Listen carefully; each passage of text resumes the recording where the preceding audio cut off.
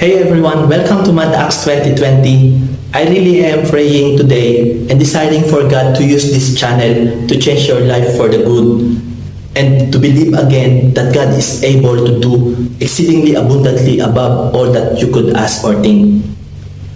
Once again, thank you so much for your continued support, and if you are new to my channel, don't forget to click subscribe for more weekly updates on Mad Acts 2020. God bless everyone, God cares. Yes, good morning mga kamad-acts, good morning whoever po na nanonood, watching this video right now. I want to say thank you and God bless your good heart. Shout out po sa iyo. Shout out, good morning, this is Mad Acts 2020 doing the ministry work. It's Friday, so magsusundo po tayo ng mga kapatid. Praise the Lord. Shout out JC Love, Jing Simbiray, Jedediah, Elijah, Mamwena Home, Patit Gamer, Sir The Other Option, Mambor Gandhi, marami pang iba, kay Sir Prex, kay Madam Blessed Preda. Good morning, good morning. Shout out sa inyo. I hope you are all in a good shape. Praise the Lord, praise the Lord.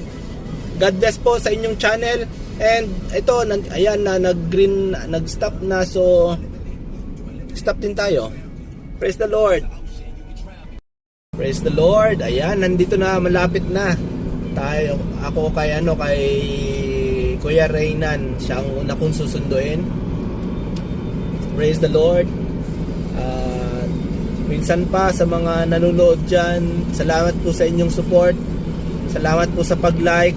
Pagpalain po kayo ni Lord wherever you are, nasan man po kayo, ano man po ang inyong ginagawa sa mga oras na ito. Nawa po ay pagpalain kayo ni Lord.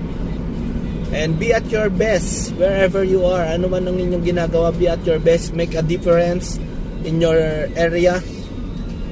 It's Mad Acts 2020. Make a difference. Make a difference. Yes. Ayan, nandito, malapit na tayo sa entrance dito kay Kuya Reynan.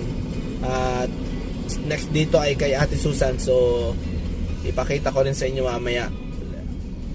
Ayan, nandito na tayo kay Kuya Josh. Ito yung kanya pong area at ayan, papasok siya.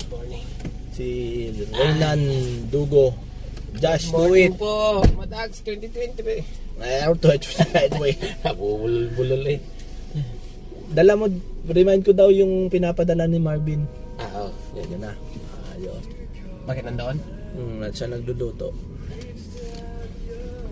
Aywa. Ayan, at dito naman bibili muna kami ng karak ng something like kape, pero karak dito.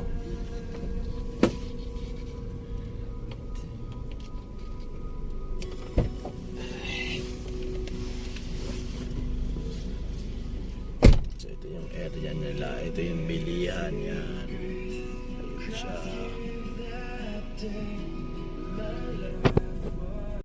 Hello guys, ayan, nandito na kami. Nandito na si Ate Susan. Ayan siya. Natilin next na. Si Michael Meneses ko na. Ano sabi ni Kuya Mike? Sabi niya hindi ko ako makaka-ating ngayon. Sabi ko, ay may duty ka. Sige, God bless. Tinanong ko na yun. Baka may duty. Kain tayo. Ang tayo. Ha? Walang tayo. Saan? Sa ano? Sabi niya.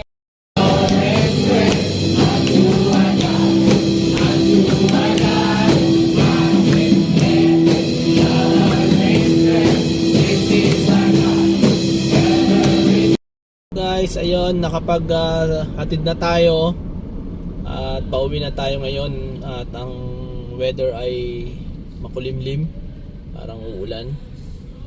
Ayan, salamat sa Diyos. Salamat din po sa inyong lahat